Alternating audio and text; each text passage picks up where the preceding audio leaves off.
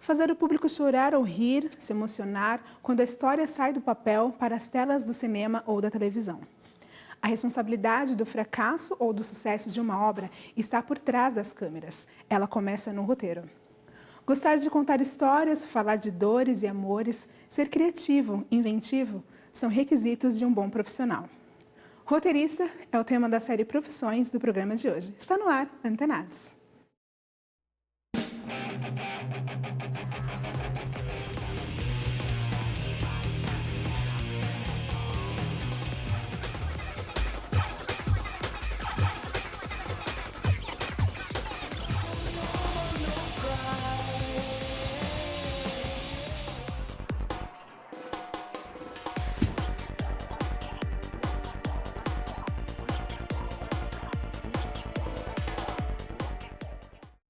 Hoje o Antenados da série Profissões vai falar sobre roteirista. Para conversar sobre o assunto está aqui conosco César Zamberlan, professor e crítico de cinema. Obrigada pela presença, professor. Eu agradeço. E também dos convidados, Thaís Ferreira, Felipe Augusto, Wallace Soares, Marlon Taboada, Igor Rocha e Rafael Tavares. Bom, primeiro eu quero saber, alguém aqui sabe o que é um roteiro e qual a importância do roteiro? Em filmes, novelas? Na verdade, né, ao meu ver, o roteiro é o que guia a obra, né? É porque a partir do roteiro, tanto o diretor como as pessoas que complementam a obra vai partir dali, vai trilhar, vai traçar. Na edição, se não souber onde está, para tudo, e para a locação, toda essa parte, né? Então, na verdade, o roteiro é como se fosse a alma, né? A alma do filme e do filme, do programa, do que for ser feito, aquilo ali é como se fosse o travesseiro, né? Você não pode dormir sem. Serve para organizar toda a produção do diretor, para ele... E vocês já escrevem algum roteiro para TV, cinema, alguma coisa do tipo? Ou ajudam em alguma coisa? Eu tenho projetos independentes, né, que eu e meu amigo fazemos curtas. Ele escreve roteiro, me mostra, sempre dou uma ajustada também. Dou ideias, né, ele faz uma ajustada para nós conseguirmos gravar a obra. Eu escrevo assim, mas é muito complicado falar que você escreve um roteiro, né? Porque tem pessoas que estudam a vida toda ali para você. Então, eu não posso dizer que assim eu faço um roteiro com qualidade, né? Eu tento, né? Então você procura se basear nos roteiros que hoje são referências e você vai tentando ali, porque é um estudo diário, né? E tem que se dedicar realmente. Nunca você acha que está preparado para fazer, porque quando você acha que está preparado, você, opa, peraí, tá faltando aqui, alguma então coisa, tem que encaixar. Precisa ajustar. Realmente. Até porque eu levei um susto. Eu estava acostumado com impresso, fui tentar fazer oficina de roteiro e o susto para adaptar o texto, né? É um pouco complicado. Você pensa em colocar mais palavras, você tem que tirar palavras, você tem que deixar um texto bem enxuto e simples, né? E você está com aquela visão de impresso, você acaba se confundindo um pouco. E foi difícil. Para você, Wallace, foi difícil mudar aí? É complicado, né? Porque ao mesmo tempo, dependendo do que você está fazendo, se você está criando um personagem, você tem que dar para a pessoa que vai pegar aquele papel mais ou menos a impressão do que ele vai fazer. Então, você tem que colocar o pensamento, se ele está entrando na sala, como é que ele está entrando, como é que é tudo aquele ambiente que permeia o personagem. Então, é bem complicado, né? Não é algo assim simples que tipo, dá para fazer. Por isso que eu falo que eu não posso dizer que eu sei fazer, eu tento, né? Arriscar, a gente arrisca, né? Agora se vai ficar bom. César, escrever um roteiro é o mesmo que escrever uma história? É, em parte. É escrever uma história, só que não é fazer literatura. Um roteiro para cinema, para TV, para qualquer outra peça, não é uma obra literária. Então, o roteiro é contar uma história, mas de uma maneira visual. Então, você vai criar cenas, criar situações, mas sempre pensando que aquele roteiro é uma peça-chave, uma base para uma produção audiovisual. Tem muita gente que faz literatura escrevendo roteiro. Para isso já tem a literatura, vai escrever conto, vai escrever novela, vai escrever peça de teatro. O roteiro tem uma coisa muito especial, específica dele. Então, se ele não seguir essa determinação, ele serve pouco para a finalidade dele, que é ser o guião, como o Wallace falou, né? Ou para guiar toda a estrutura da produção. Legal. Em termos de TV, cinema, o que vocês têm assistido atualmente aí? Na televisão, novelas, filmes? Em relação a filmes, eu estou um pouco mais em filmes de HQ, né? são esses filmes agora, Os Vingadores, assisti. Peguei todas as séries porque eu não tinha ainda assistido. Não consegui assistir no cinema, Os Vingadores, então peguei Homem de Ferro 1 e 2 para assistir. Assisti Thor, foi muito bom, gostei. E agora, por enquanto, na verdade, eu estou agora querendo assistir Resident Evil, porque eu assisti todos. Embora eu não tenha gostado um pouco do último, eu achei que ficou muito vago a história. Em relação realmente, o roteiro ele é importante, eu achei que ficou um pouco vazio. Mas como eu já assisti todos, eu quero saber a continuação. Eu gosto mais assim de acompanhar filmes com roteiros e histórias diferentes, como Melancolia, alguns filmes do La Von Trier. Série também acompanho Fringe, Dexter, que são séries que o roteiro foge do casual, a pessoa não espera que coisas aconteçam, consegue me surpreender, né? É o que me atrai atualmente. E você, Marlon? Eu já tenho me encantado um pouco mais pelos filmes antigos, os Chaplin, o Godfather, o plano e a forma como eles organizavam cada cena e o detalhe dos movimentos, eu acho fantástico. Eu tenho acompanhado coisas mais antigas, né? Eu gosto de acompanhar muita série, como Friends, The Big Bang Theory e agora uma febre, né, que tá o The Walking Dead. Eu acompanho bastante essas séries. E em relação de filmes, eu costumo assistir muito filmes de HQ também. E um nome interessante para falar é o Christopher Nolan, que ele fez o Batman The Dark Knight, e é um roteiro incrível aquele filme. Eu gosto muito daquele roteiro. Tudo bem que na sequência desse filme, eu acredito que ele deu uma perdida. Ele quis colocar muita coisa no último filme e acabou dando uma perdida. Ficou um pouco... Não ficou tão bom, na minha opinião, quanto o segundo filme. Mas ele é um grande nome em escritor de roteiro, né? Como ele escreveu A Origem, que é um grande também filme. Um filme super conhecido. Professor, aí, qual é a principal característica que o roteirista precisa ter para escrever? Acho que tem que ser uma pessoa muito inventiva que gosta de contar história. Sabe aquela pessoa que gosta de falar, gosta de conversar?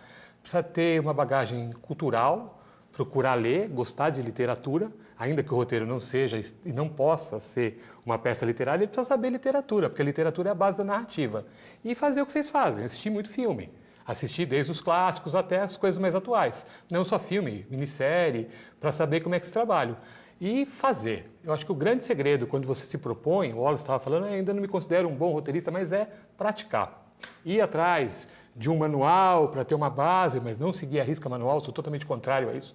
Acho que é bom você conhecer os manuais para depois queimar esses manuais. E a partir do conhecimento que você tiver, não seguir aquilo à risca. Mas acho que o principal é escrever. Não adianta, você só vai aprender a escrever, seja lá o que for, escrevendo. Bom, a produção da Antenados foi conversar com Christian Pellegrini, professor de roteiro do curso de Rádio e TV aqui da São Judas. Vamos conferir.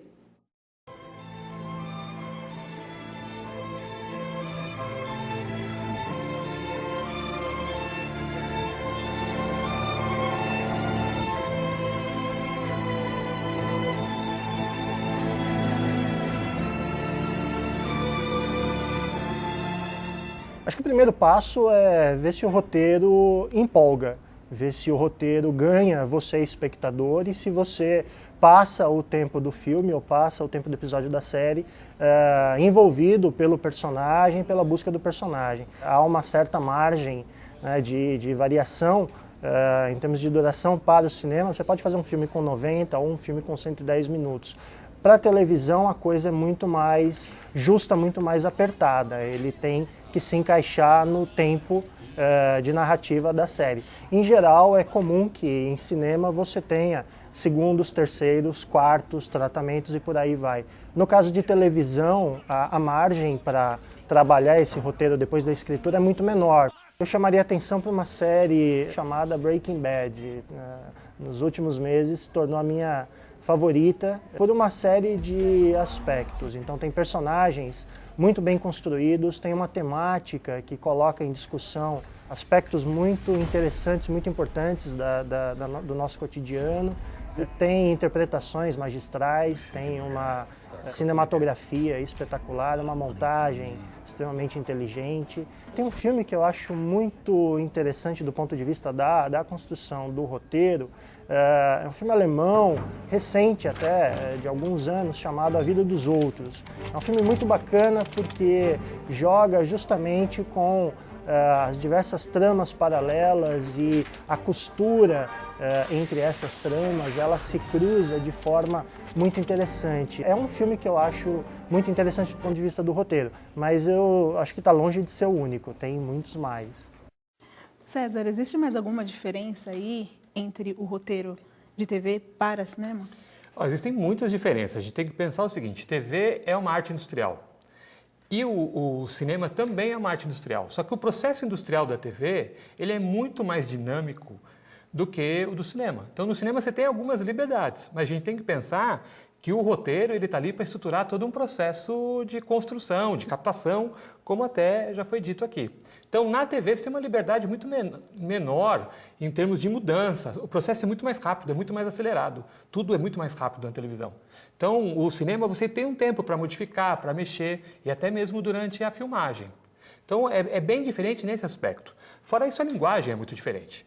Ainda que no Brasil a gente tenha uma influência, eu diria até uma contaminação muito grande da dramaturgia televisiva da Globo sobre vários filmes, e até porque a Globo também faz filme, e ela faz o filme do mesmo jeito que ela faz televisão, e aí são os filmes mais vistos, né? Então essa contaminação ela acaba parecendo que é tudo uma coisa só. Bom, a gente vai então para um rápido intervalo e na volta a gente continua o nosso bate-papo sobre a profissão de roteirista. Não sai daí. A primeira versão da série A Grande Família foi de 1971, escrita por Max Nunes e Roberto Freire, e dirigido por Milton Gonçalves. Em 1973, a série passou a ser escrita por Oduvaldo Viana Filho e Armando Costa, que adaptaram os episódios para a realidade dos costumes brasileiros.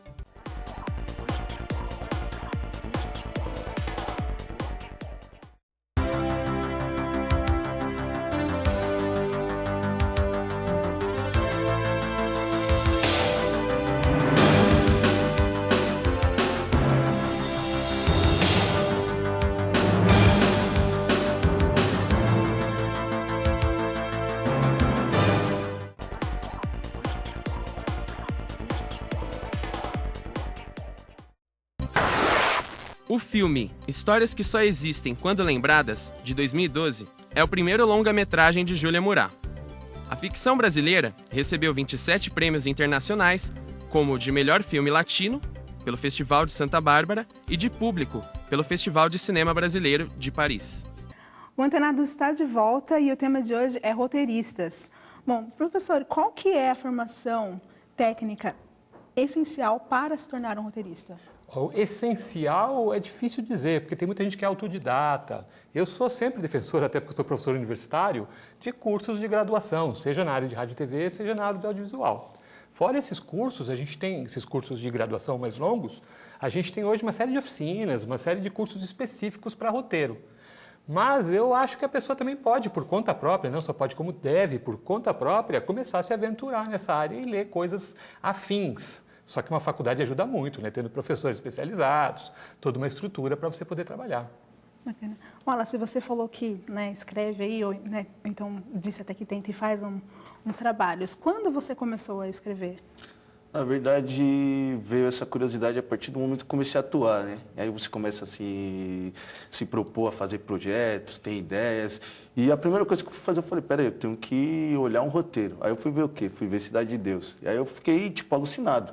Li o primeiro tratamento, na verdade foram 12 tratamentos, li o primeiro, aí eu fui ler o livro e acompanhando. E eu falei, nossa, como é que é complexo você fazer isso aqui? Porque o Brown ele teve que fazer 12 tratamentos e mudava, e a percepção vai se alterando ao decorrer da história. E é uma coisa muito louca. Aí você começa a entrar naquele negócio, aí que você fala, pô, peraí, Tem que ter calma, devagar. E eu sou muito novo. Tem pessoas que realmente, como o César falou, tem que ter uma bagagem, uma cultura muito maior, ler muito para conseguir fazer com que saia alguma coisa interessante, né? Mas é só fazer, né? Errando, e aí você dá risada hoje, amanhã sai e vai acertando. E vai saindo, né? Com o tempo. Então você nunca fez nenhum curso específico para o curso roteiro? não, na verdade eu vou, baixo online, apostila, só que é como ele falou, você fica meio traumatizado, porque você começa a ler, aí você fala, caramba, peraí, eu não sei se eu tô indo pelo caminho certo, então meio que te bloqueia, e aí eu adoto hoje uma postura de ler algumas coisas, mas também não me prendo muito, porque senão eu não saio do lugar, porque é muito complexo. E você, Felipe, você falou que começou a acompanhar, como foi? Você quis começar a acompanhar essas gravações, acompanhar o roteiro? É que assim, né, eu pretendo me formar como ator também. Eu sempre tive assim, sempre quis estar no meio. E eu meio que fiz uma parceria com meu amigo, né? Ele escreve roteiro e eu sou ator dele, basicamente. Nos nossos curtas independentes, ele me mostra a ideia, ok, a ideia tá boa, podemos sim trabalhar em cima. Aí ele escreve o roteiro, eu apenas dou algumas ideias e procuro, né, fazer o melhor trabalho para expor para as pessoas, né? A nossa ideia é expor para os outros. Eu acho que isso é bem legal. Você poder estar passando em um vídeo o que você pensa no roteiro. No roteiro, Você coloca a sua ideia no roteiro, fazendo um esqueleto do seu curta, para poder passar para os outros de uma forma mais fácil, atingindo um grande público, conforme a internet, TV, derivados. Professor, é comum o ator interferir no roteiro? Os roteiristas gostam disso? Depende do diretor. Acho que aí depende do processo de criação do diretor no filme. Tem, por exemplo, o caso mais célebre, o Hitchcock, ele era muito avesso a qualquer participação do ator. Até tem a célebre frase, ator é que nem gado. Eu vou lá e dirijo e tal. E o roteiro dele era um roteiro já tão esquematizado, todas as instruções do roteiro já eram tão esquematizadas que a participação do ator era muito pequena. Então, os atores tinham um certo receio até de trabalhar com ele, alguns, né? Tem uns que trabalharam até mais de um filme. Agora, tem diretores que são mais colaborativos. Então, na própria leitura, o roteiro já vai... Na primeira leitura do roteiro, com o elenco todo, o roteiro já vai se modificando. Na gravação, né, nas filmagens, né? Agora, a gravação e filmagem ficou complicado, porque agora tem digital, a gente não sabe nem que termo usar, né? Mas nas filmagens, no processo de filmagem, também existe uma participação maior. Mas vai depender muito de como o diretor concebe o trabalho dele, o projeto dele. Então, isso varia de caso para caso. Bom, a gente separou um trecho do filme Histórias que Só Existem Quando Lembradas. Então, vamos conferir.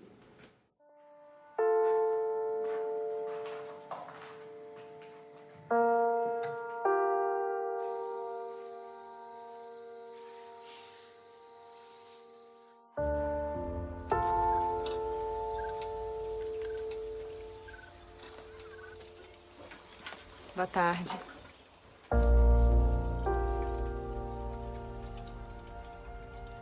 Essa é a Rita. Quem é? Chegou ontem. Veio fazer o quê? Sei.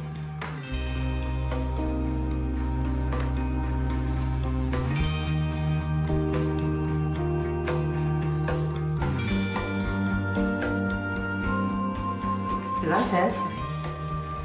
Uma câmera.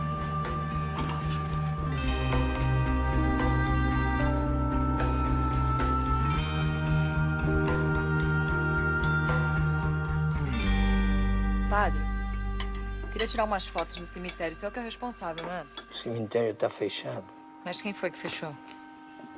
Foi Deus.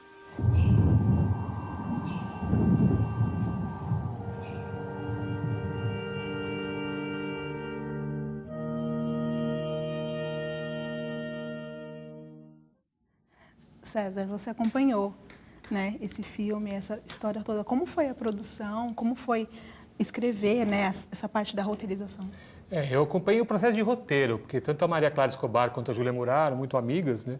Então eu acabava revisando o português do roteiro e acompanhando o processo delas. São duas meninas muito jovens, assim, na casa dos 20 e poucos anos, assim, com um roteiro que elas trabalhavam há 4, 5 anos no roteiro. A Júlia, primeiro filme dela, ela é carioca, né? Ela fez até um documentário ali no Vale do Paraíba para ver essas populações de cidades pequenas do Vale do Paraíba. Então, eu até falei para vocês pegarem esse trecho desse filme, que eu acho um filme lindo, filme que ficou muito pouco tempo em cartaz no Brasil e fez muito sucesso lá fora, e que tem um roteiro muito bem estruturado, e eu posso relacionar o roteiro com o filme porque eu conheci bem o roteiro, porque foi um roteiro trabalhado durante anos em vários laboratórios, não só no Brasil, no exterior, mas um roteiro assim trabalhado detalhadamente. E como com o filme você consegue comparar, porque a gente fala de roteiro, a grosso modo, vendo o filme, e o que a gente está vendo não é o roteiro. Na realidade, o roteiro ali já não existe mais. O roteiro é uma peça de ficção, primeiro, uma peça-chave, um tratamento-chave, que no processo de filmagem e de montagem, ele é alterado 5.000 vezes. O Robert Bresson, ele fala que existiam 3 filmes, um que você escreve, um que você filma e um que você monta. Então, nesse caso desse filme, como eu acompanhei o processo, eu não acompanhei as filmagens depois.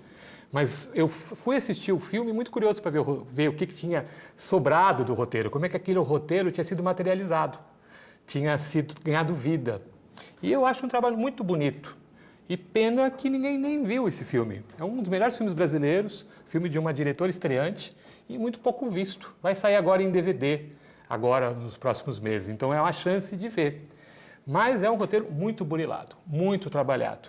Várias gorduras que tinham no roteiro, personagens que não funcionavam, caíram fora. Agora, vendo o filme. Eu não conversei nem com a Júlia e com a Maria Clara depois para saber se foi na montagem ou foi no próprio processo de filmagem. Mas ficou uma coisa muito concisa e é um trabalho muito bonito. E como está o mercado hoje de trabalho para roteiristas? Olha, hoje acho que o momento é muito especial. A gente tem uma nova lei da TV paga, um marco regulatório. O Brasil tem muito medo de falar em regular marcos regulatórios, mas eu acho extremamente necessário. E a gente tem um marco regulatório para a TV paga, que é a lei de setembro agora, já está em vigor, que exige que as TVs pagas, em horário nobre, tenham esse ano 1 hora e 10 minutos de conteúdo nacional, sendo que metade desse conteúdo tem que ser feito por produtores independentes. Então, metade pode ser feito pelo próprio canal e tal, metade por produtor independente. No ano que vem, essa lei ela passa a exigir 2 horas e 20 e no ano seguinte 3 horas e 30, em horário nobre. Então, você tem hoje uma demanda por produção audiovisual local enorme. Há pouco tempo, a Meio Mensagem fez uma matéria falando que de 300 horas de conteúdo audiovisual feito pelas produtoras independentes, eles imaginam que logo, logo esse número vai chegar a 3.000 horas. E nós não temos nas produtoras independentes profissionais para isso. Roteiristas, o pessoal mais da parte técnica, tanto da parte artística quanto da parte técnica. Então, acho que é um momento genial, assim, muito interessante para quem for roteirista, para quem for continuista, toda a parte operacional de produção e de criação vive um momento muito bom. É um bom... Alguém aqui pretende seguir essa carreira? Eu pretendo, né? Se não futuramente, não posso dizer agora, mas futuramente trabalhar com direção, tanto de filme como programas. Eu quero estar trabalhando com isso, que é o que realmente me dá um ânimo, né? Trabalhando com montagem, aquela coisa toda, aquela correria, e você depois vê o fruto do seu trabalho, não só o seu, mas de todo mundo que colaborou ali. Não tem o que paga, né? Futuramente eu pretendo sim, né? Mas primeiro se especializar e com o tempo, né? Vocês já sentiram quando vai ali tá assistindo um filme e aí de repente você olha o filme, o contexto do filme já revelou o final, como por exemplo um assassinato, ou então o que vai acontecer? Já aconteceu com vocês isso? Várias vezes. A maioria dos filmes, especialmente os filmes mais populares, já tive várias decepções de entrar no cinema, 10 minutos do filme eu já descobri quem é que vai casar com quem vai morrer, quem é o vilão. Mas parece que o público gosta disso, gosta de saber o que vai acontecer, o público geral, né? Sim. Daí você dá vontade até de sair do cinema comigo. Quando eu entro assim, eu vejo, o filme eu queria me surpreender, eu queria ter uma surpresa, eu queria demorar 2 horas para descobrir o final, e quando chega o final, realmente é aquele que eu tinha deduzido nos 10 primeiros minutos. Na novela, praticamente, você vê, você fala, isso vai acontecer com tal personagem, quem vai matar é tal pessoa. Não vou falar da Avenida Brasil, porque eu não sei, mas é mais ou menos isso. Você já tem noção de quem vai matar quem. A novela tem um porquê, né? Porque se o público perder um capítulo ou 2, ele se atualiza rapidinho, né? A novela tem essa estrutura para não perder espectador, né? Eu não lembro qual foi a novela, eu lembro que o Wagner Moura era um dos principais. O que aconteceu? Eu falei assim, eu já sei quem vai matar. Porque estava tão lógico. Eu perdi alguns capítulos, mas eu falei, esse ator vai matar. Você já sabe que... E o processo de criação do roteiro, da dramaturgia da novela, ele é muito guiado por pesquisa de opinião, pelo desenvolvimento daquele produto no seu desenrolar, né? Então é uma outra história. Porque normalmente a novela já começa a ser gravada, mas não tem um fim, né? Não é nesse processo. Vai fazendo. Escrevendo durante. Eu não diria que as pessoas elas gostam, mas eu acho que elas não estão muito preocupadas quando elas vão assistir se aquilo já mostra. Elas estão preocupadas em outras coisas, ao meu ver. Tipo, se o formato está mais bonitinho, se chamou mais atenção o carro explodindo, esse tipo de coisa, do que se o roteiro é interessante. As pessoas geralmente não ao meu ver, né, não sei, posso estar errado, mas elas não estão muito ligadas quando elas vão assistir aquilo ali. São poucas as pessoas, umas pessoas ou outras, que vão ali para deixar aquilo, que nem no caso do filme Dois Coelhos. Eu achei interessante porque fugiu, né? Eu pensei, não, peraí, agora vai acontecer isso. E aí, no final, eu me vi meio que, opa, peraí. Não. E isso é muito, muito bom, porque estimula as pessoas, né? Eu acho muito interessante quando vem uma proposta, só que essa proposta... Te surpreende. Surpreende, né? E é isso que eu acho que é inovar sempre nesse sentido, né? César, é possível encontrar um erro no roteiro quando você está assistindo um filme ou então uma novela?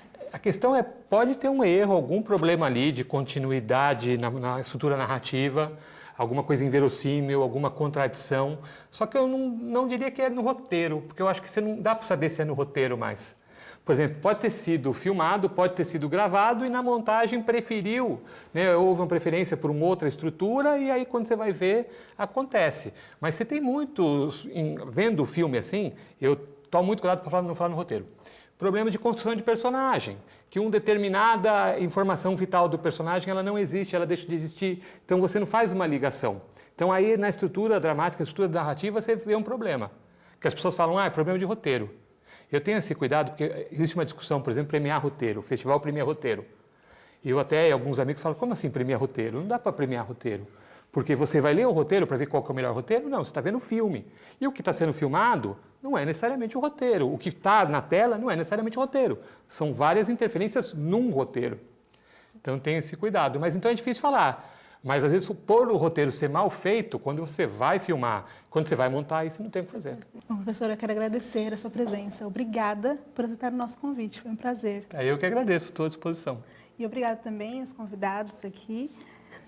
Bom, e se você aí de casa quer dar alguma opinião, tirar alguma dúvida, curta nossa página no Facebook ou mande um e-mail. A gente fica por aqui até o próximo programa.